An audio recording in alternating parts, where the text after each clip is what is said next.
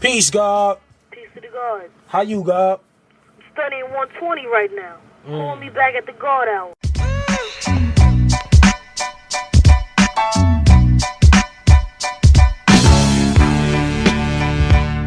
You're welcome. You're all welcome.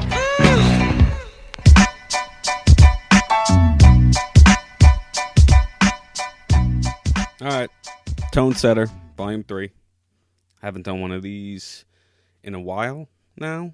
Probably going back to late 2021, where I just go solo and rant a little bit here about some things that are on my mind, things I've been thinking about and, you know, kind of looking into and whatnot. Not just sports, but, you know, just around the world and whatnot. It's August, which is, I guess you can call sports Siberia. Not too much going on except for let's see, well, baseball, but you know, we don't talk much baseball on here. I haven't really been interested in baseball in a long time, unfortunately.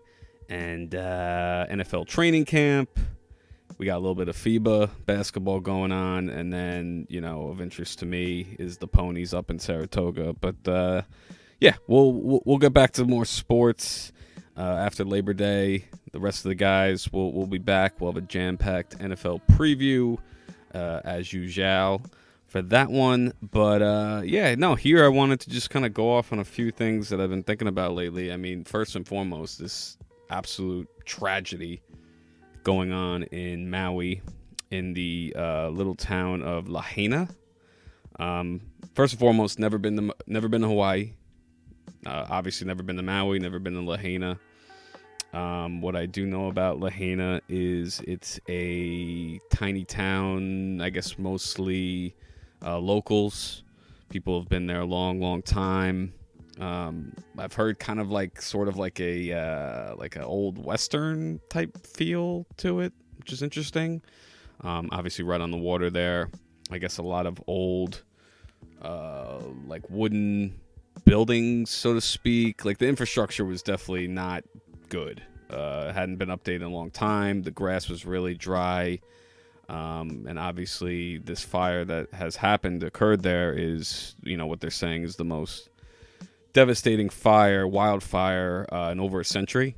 In, I think, the country, they were saying, possibly even the world. But it's absolutely devastating. I think the death count is, you know, approaching now close to 500 people, and there's still, you know, around like 1,000 missing, which is just it's just awful. And, you know, of course the mainstream media, they like to lead with, oh, this is, you know, it's climate change, you know, more of the fear porn, which is definitely not the case here. I mean, you know, there was a hurricane, there was high winds not too far from there, and you know, with the infrastructure and the dry grass, and, you know, it was just a slew of issues that kind of just combusted. Did someone light a match?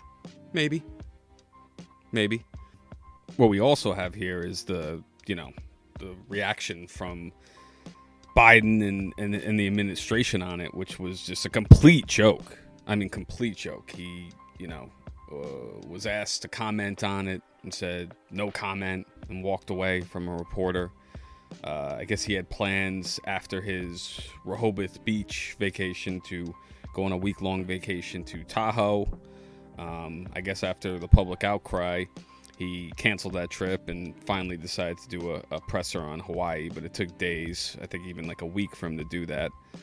Every household, not person, every household in Lahaina that was affected by this got $700. $700, yes.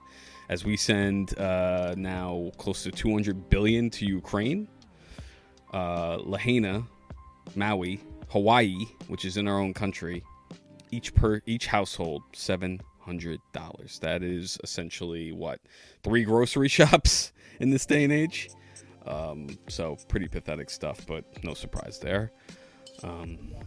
You know, the conspiracy crowd, which, you know, I like to think I'm part of, but I'm not that, you know, not that out there. They're like this, you know, they're saying that it was a DEW, or a DEW, which is a directed energy weapon, or a laser, so to speak, that caused this.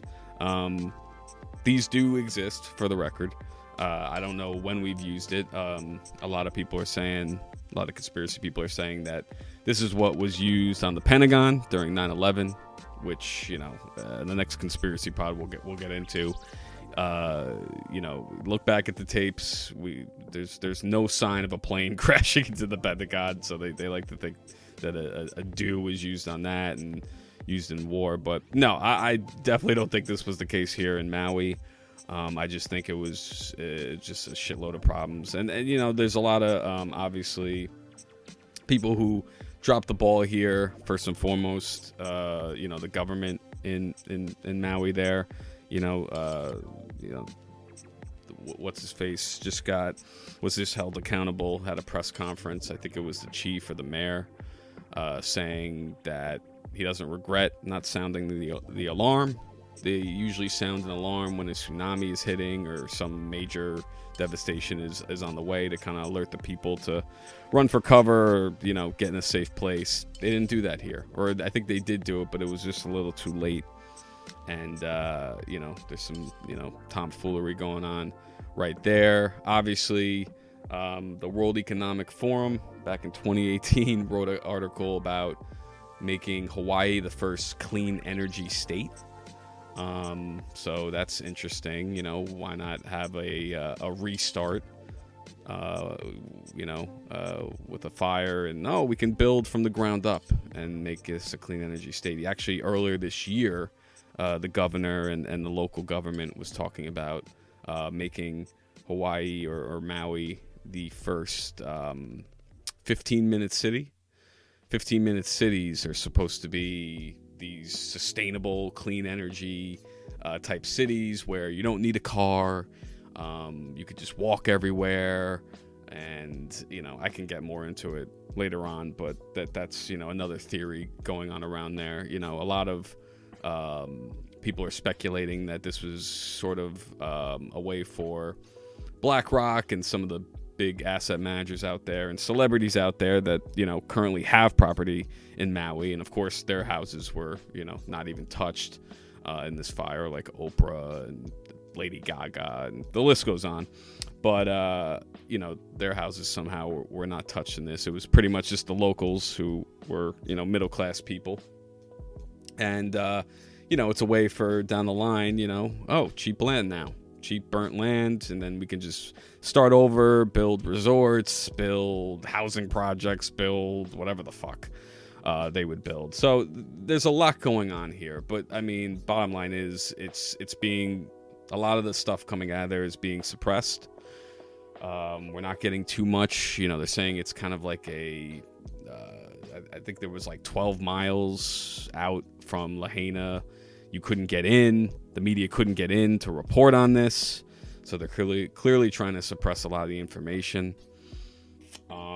Probably the biggest, like, mindfuck of all of it is the police chief. Chief of police for the county of Maui also happened to be the incident commander during the Las Vegas shooting back in 2017 or 2018, which was probably the most devastating mass shooting that we've had in this country, in Vegas during that country concert where you know, someone was shooting from the hotel. I think it was Mandalay Bay, and to this day we still have a lot of questions that surround that incident and what happened there. And, you know, the conspiracy crowd likes to say that they were targeting some Saudi prince, and in doing so killed, I think, close to 55 people. It's a complete, I mean, you know, it's a whole nother rabbit hole there. But the Maui police chief just happens to be the guy who was part of that whole thing, which is just like, you know, no such thing as coincidences, right? So that's interesting. So point being here is, and the guy's name is John Pelletier. You know, just a lot of crazy stuff going on there, and even just a lot of the videos coming out from there from locals. you know, I remember the first couple of days when this first came out, for some reason, Twitter, or X as they call it now, there was a lot of trouble trying to load some of these videos. So clearly that was being suppressed, and this is why I can't trust Elon Musk. And there's still a lot, not coming out, and there's a lot we're probably not going to hear about this in the future, which is just, it's just devastating that people had to go through this. A lot of other weird stuff going on with it is, the fact that, like, right on the shoreline near the water, that the fires were still going. There was certain trees and cars that were just, in the midst of all this, that were, like, not hit. Just a lot of weird stuff going on. And I just don't think this is talked about enough. This is, at the end of the day, going to be, at the level of like a 9/11. I think when it's all said and done, as far as maybe not the disaster, but an infrastructure, but just the body count, the lives lost here. And it's pretty awful. There'll be more coming out on this and kind of what happened there.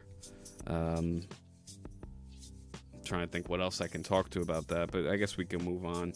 What else is going on? Oh, that motherfucker is not real woman surfaced, or quote unquote surfaced. Tiffany Gomez, or I don't know how you pronounce her name. I think it's Gomez. Looks like they were kind of stalking her at her home in Dallas, her $2 million home. I guess she's some sort of marketing exec. The pictures of her in her house clearly look like the girl who was on the plane. But and some other videos surfaced to her when she got off the plane of her saying, don't, make sure that flight doesn't take off. They're going to blow up that plane. But then a video comes out of the supposed Tiffany Gomez apologizing for the incident. And I mean, try a little bit better, guys, with the psyops, because that was the fakest fucking person I've ever seen. I mean, are you kidding me? It looks, I'm sorry. You can be the biggest blue-pilled person. You don't believe in conspiracy theories. Look at that video, and then look at the video of the person, on the plane. It is not the same person. I am sorry. That is the biggest deep fake AI I've ever seen. And, like, why does she have to come out and apologize for it? She doesn't owe anyone anything. So I found that kind of funny. Like, try a little bit harder, guys, with the psyops here. So that was interesting. Other shit that's going on right now. Obviously the Trump stuff, the indictments in Georgia, with the votes, with the voting and the election rigging and all that good stuff. They're coming for him. I mean, they're clearly coming for him. I don't know. I don't know, obviously, what, what's going to happen there. Do I think he goes to jail? No. Do I think he steps down and doesn't run? No. This guy probably will be running for president. Alex Jones came out recently and said that they'll probably blow up his plane, or they'll try and assassinate him or kill him. I think that would have happened already by now. I think the media loves the Trump stuff. I think without Trump, they wouldn't get viewership. I mean, clearly podcasts have taken over. YouTube channels have taken over and now get more viewers than mainstream media does. So they need Trump more than anything. Why would they get rid of this guy? They love this shit. They love it. Biden, obviously, with the whole Ukraine incident, you basically flip it around. What's going on with Biden and Hunter Biden and Devin Archer and the whole Burisma, money exchange, now it's coming out Biden had close to 20 plus phone calls with this Devin Archer guy, and all they talked about was weather and, okay, sure. Yeah. If this was Trump, best believe this would be the number one story. But, the media is biased. It's a liberal media, and, they got to flip around, and Trump's crimes are way worse, or, quote unquote crimes. And there's a lot there. I don't really give a fuck about any of it. At the end of the day, it's probably going to be these two candidates, unfortunately. And, we're going to get a taste of 2020 all over again. Now, when I say a taste of 2020 all over again, notice how they're already talking about another COVID variant coming. So don't be surprised if by this fall or winter that they're going to be trying to, implement mask mandates, and there's going to be a new booster and lockdowns, and really what they're prepping for is the 2024 election. They're going to try and find a way to have mail-in ballots again, and cause this whole controversy with election rigging and this and that. So just be on the lookout for that. I mean, I've been a big advocator, especially on the last few episodes, podcasts, of Vivek Ramaswamy. This guy is the best presidential candidate, I think, of my lifetime. Not only is he my age, but he's a brilliant guy. Everything he talks about, all his views, I align with. He actually is articulate, speaks sense. He's a big supporter of Trump. I think he's eyeing to be Trump's VP, and why not? He's playing politics. Why not? Why shouldn't he? And then, he's so young. Eventually, he can run and probably win. I think he's too young to probably win the presidential election unless something crazy happens. But after Trump, DeSantis obviously is falling off, and Vivek is, he's on the come up. The debates, the GOP debates, are next week, so a lot's going to change after those happen. But this guy is he's dead on everything. He kind of says what Trump says, but in a more articulate, smart way. He started a couple companies, a biotech company being one of them, made millions of dollars off of that. He's funding his entire campaign. A lot of people coming after him saying, oh, George Soros, paid for his grad school or gave him a scholarship for his grad. It was actually Paul Soros, his brother, who's now dead. He's aligned with the World Economic Forum. No, they put him on his website, and he actually sued them for doing that. So people are coming after him. The conspiracy crowd likes to think that he's a plant, kind of like Obama was. Obama was a politician. He was a senator from Illinois. Vivek has never been a politician, so I think that's complete bullshit there. So we'll see kind of how that goes. But I'm looking forward to being on the lookout for that. RFK, obviously, I still love him, but I think there's too much controversy surrounding him. I just don't think he's the right fit for a president, so to speak. Would I still vote for him if he ends up being the Democratic nominee? Absolutely. I love him, but I think Vivek would be better, just a better fit than he would at this point. Would I love if they joined forces and became a ticket somehow? Oh, absolutely. That would be incredible, but I just don't see that happening. What else? Yeah, let's go on to sports here a little bit. Hard Knocks. Hard Knocks has been fucking awesome. And I'm not just saying that because I'm a Jets fan. Obviously, I'm biased. I don't really watch Hard Knocks ever. Actually, matter of fact, the last time I really, really watched it was last time the Jets were on it in 2010 with Rex Ryan and Let's Go Eat a Fucking Snack. I'm absolutely loving it. Rodgers, he's just, obviously he's always been this like cool guy that everyone around the league respects, but I've been really impressed with like his coaching acumen. Him on the side, obviously he hasn't been playing in the preseason games, but he's been coaching. And it's almost like he's like, after Salah, he's like the next, like the assistant coach. I think the guy has a future in coaching there. So I've been, impressed with that. I think this is great for Zach Wilson. I think the Jets defense is going to be possibly like legendary, like 85 Bears, 2000 Ravens good. They just got edge rushers, pass rushers all over the place. McDonald, Quinnen, Jermaine Johnson, obviously Sauce, DJ Reed in the secondary, Mosley kind of leading the defense. So they're ready to go. The offense, they got studs all over the place, obviously. Getting Dalvin Cook, and they got Breece Hall, who's looking pretty good. He's getting healthy. Michael Carter, and then Bam Zonovan Knight and Izzy, the rookie. So they have 5 running backs there, which is kind of crazy. Garrett Wilson, obviously at receiver. It's a stud. Rodgers, putting out Instagram stories of, adding, Devontae Adams and Bakhtiari, who's like his boy in Green Bay. Don't be surprised if Devontae Adams is a trade deadline acquisition or next season they acquire him. That's already kind of the rumor mill there. I guess the only red flag for the Jets right now is the offensive line. Can they put it all together? Can Becton actually stay healthy and be that left tackle that they drafted? Can Vera Tucker, can he hold it down on the right tackle and be healthy? We'll see. Kittman, the rookie, and then you got McGovern and Tomlinson. So that's the only red flag that people are kind of throwing out there. I mean, if they can put it all together, this team's going to be dangerous. But yeah, Hard Knocks has been awesome. 31-21 Jets over the Niners is the Super Bowl prediction, obviously from that mentalist. If that actually happens, wow.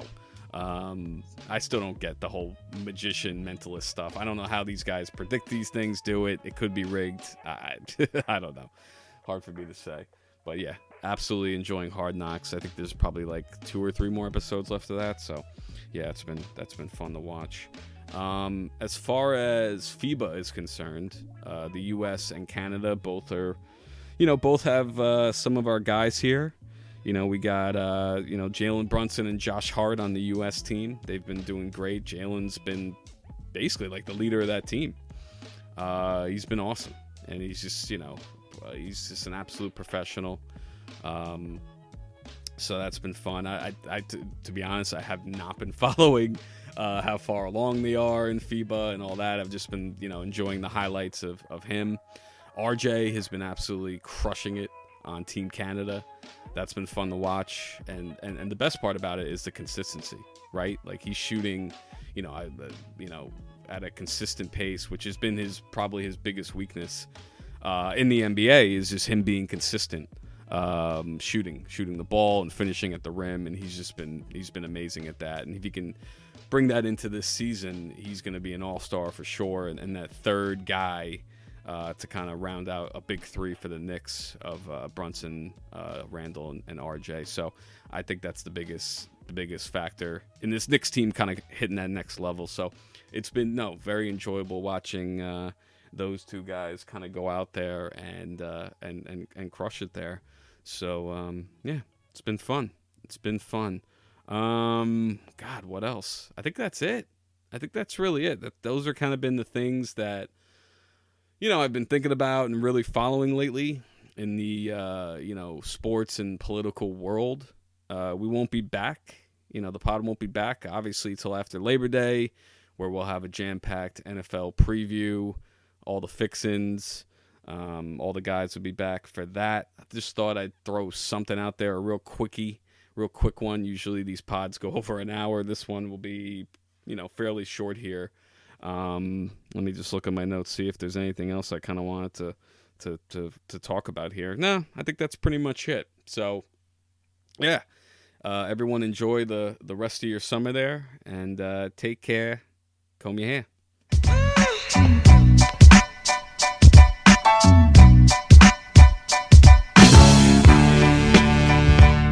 You're welcome. You're welcome.